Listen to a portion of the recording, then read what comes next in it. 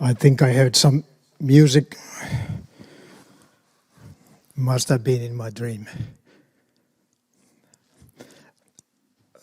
Frankly, I have no idea where I am. I remember something. Recently, just recently, I was in this place. It's called Bella Union. This is in San Francisco, the great city of San Francisco, the wonderful place called Barbary Coast. And it is year 1872. So this is a place where I used to play from time to time a round of cards with my friends and drink a glass of water. But that particular night, something weird, strange happened. Well, ladies and gentlemen, it's not me on the left, but it's me on the right. And I know that many of you would like to know who's that young lady, but I'm not going to tell you. So something weird happened to me, so I fell asleep. I fell deep sleep, and I get a strange feeling. I was traveling for a very long time through a tunnel of time.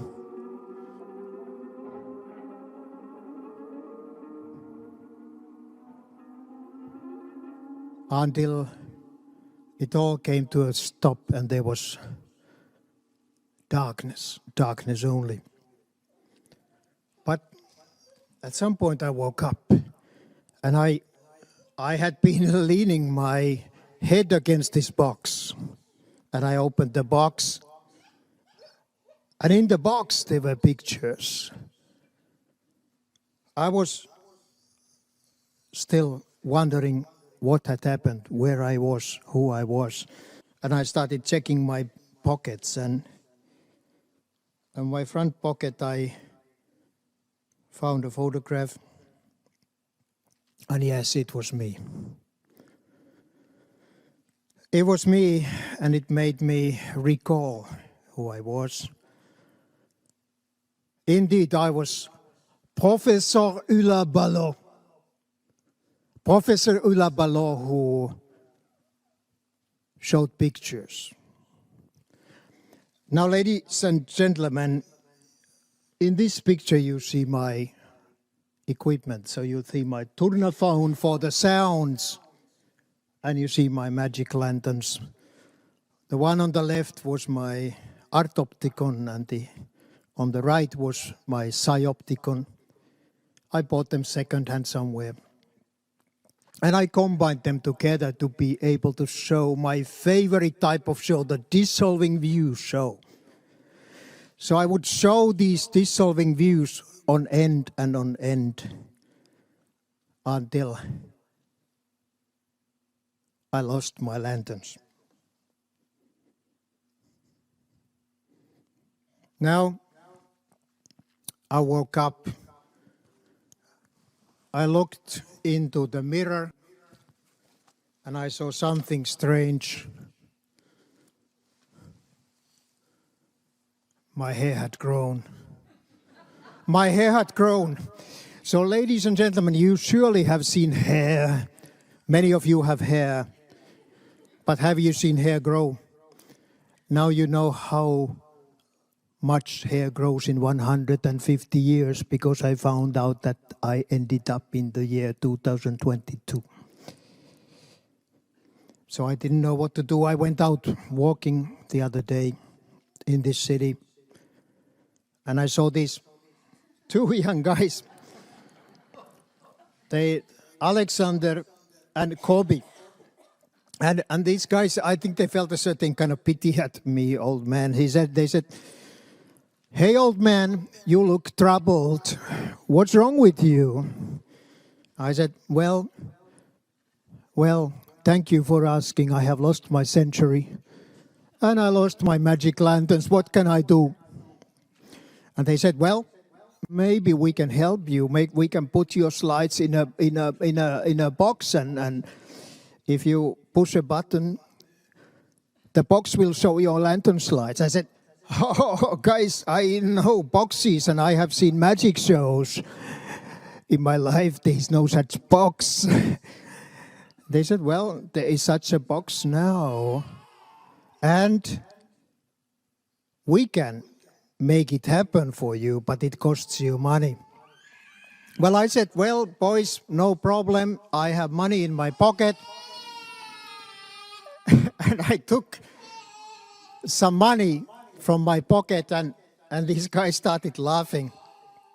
They said, well, do you know that kind of money hasn't bought you anything for over 100 years. And we don't even have that kind of money. We now have, we have different kind of money. Euros. Okay. And then they said, well, actually, we can probably get you some money if we put this, what you have in your pocket, if we put it on this thing called... eBay, making money. And it did some money, made some money, and I got this box. So now with this box, thanks to my friends who even promised to play some of the old tunes that I try to teach them. They do it a strange way, but this is strange time for me anyway. So I can show you some of the things that I used to show back then in the Bella Union, the big ballroom in the Barbary Coast in San Francisco.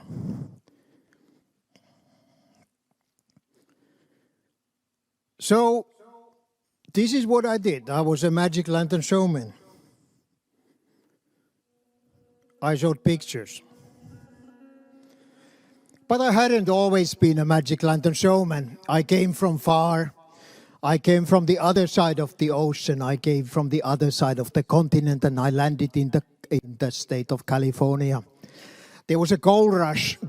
There were hundreds and thousands of people coming, everybody looking for their own little piece of gold or a big piece of gold. Very few of them found anything at all.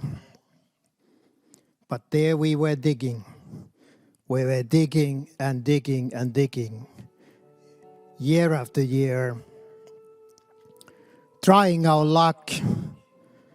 We came back when the morning dawned, and exhausted, we went back to our cabins or tents or just slept under the open Californian sky in the night. And we still found nothing.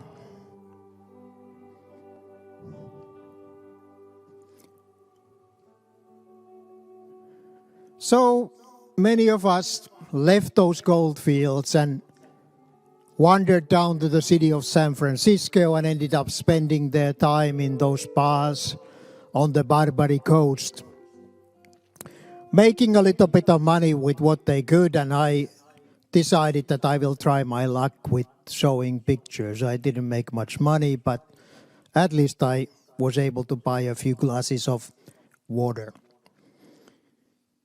But not everybody was drinking water. It was a wild place, full of sin and vice and wild dancing. And some people actually started going crazy, like this friend of mine.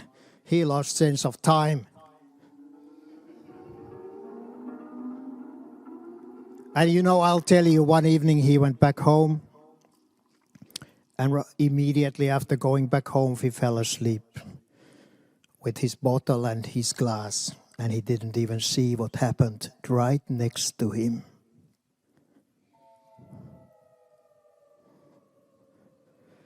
And I had another friend who actually went even crazier. So he not only lost his mind, but he's lost his foot. So this was the life on the Barbary Coast, ladies and gentlemen. So I came to think that maybe it was not a coincidence that I fell asleep, and I had fallen asleep many times before.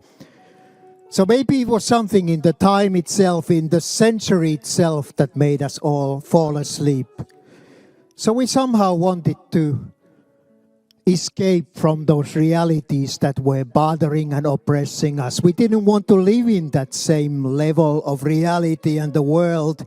So we were looking for consolation in those dream worlds. And we saw many dreams, many different kinds of dreams. And I will tell you, it was not only humans, but the pets as well.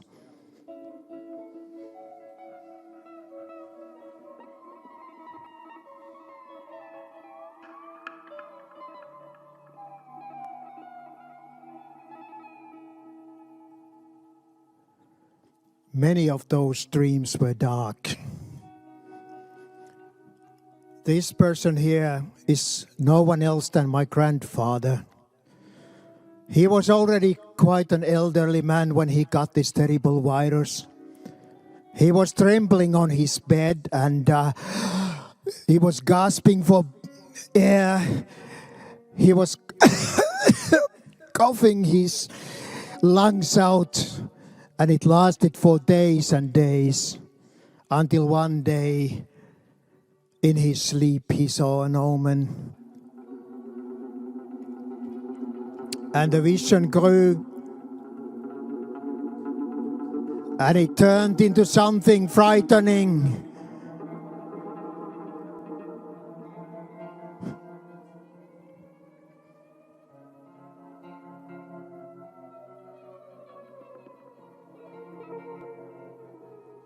He saw how beauty and the ideals of beauty were turning into dust.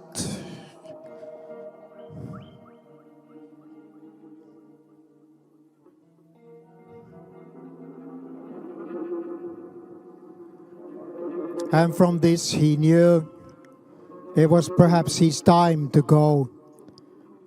And so indeed it was.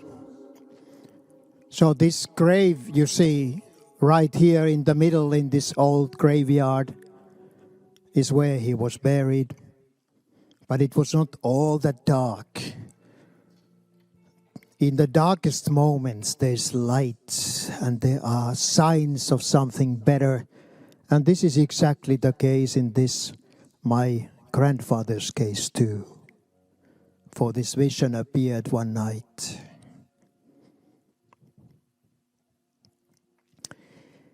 Now in this, my time, there were great ideals. There were hopes. It was not everything all dark. There were dreamers who dreamed about better worlds, where things would be fair, just, and where freedom would reign for everybody. But as it always happens, it didn't come easily that way. For trying to fight for these ideals led to confrontations, bloodshed, and battles, bodies on end.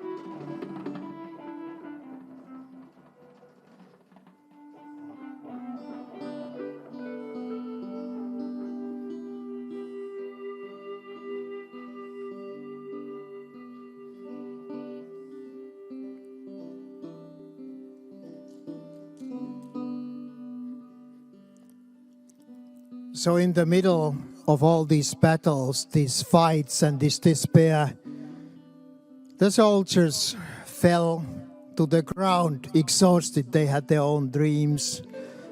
The dreams were sometimes hard.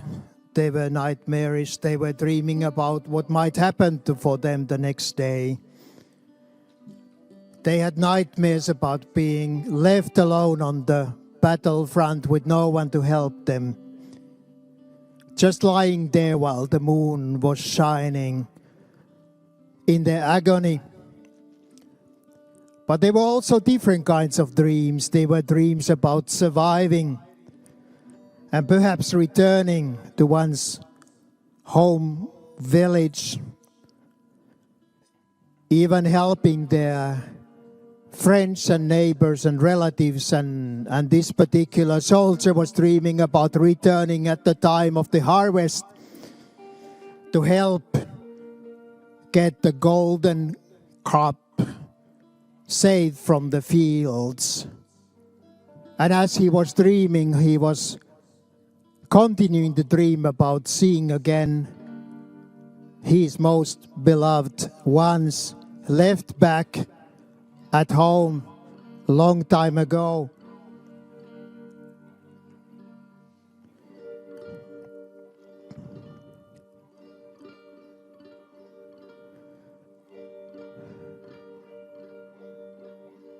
But we don't know whether these dreams came true.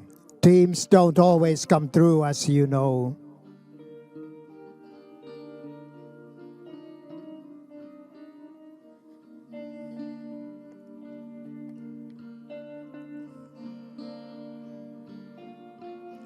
So there was a lot of carnage, there was a lot of suffering, there was a lot of pain and fear in my century. But there are always happy moments too, for what sculptor wouldn't be dreaming of realizing his masterpiece?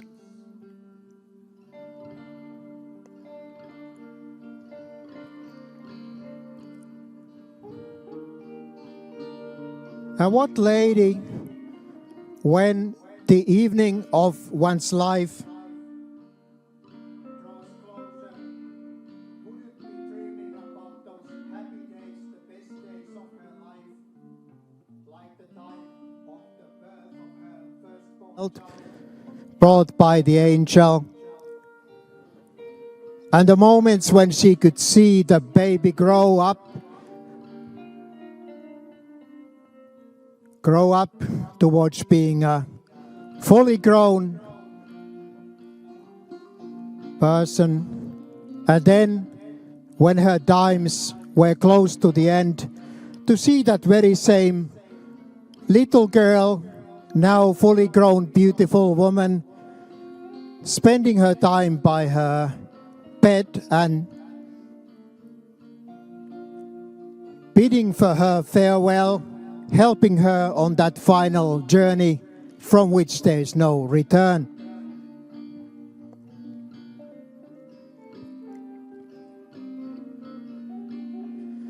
Well, both in lives and in our sleep, in our dreams, there are storms.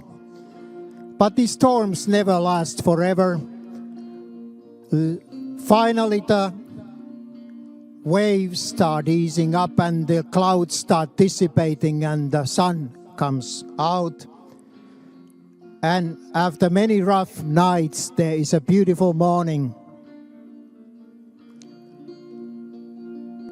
There's rain and shower, there's thunder in our lives and in our dreams. But after rain, the glorious rainbow appears, sign of peace. And so it was also in my century, 150 years in time from now. I don't know how it is in your life, I don't know this time. But I surely enjoyed the moments when, after some rough weather, In the evening, I could see the evening clouds, and behind the evening clouds, the moon and the stars starting to shine. On this little planet which many people say, already then said, is growing even smaller and smaller and smaller. And we can then, if we imagine going further in the space, it looks even smaller. But ladies and gentlemen, this planet is not insignificant. This planet, this troubled planet, is important because it's the only planet we have, the only planet we have ever known and will ever know.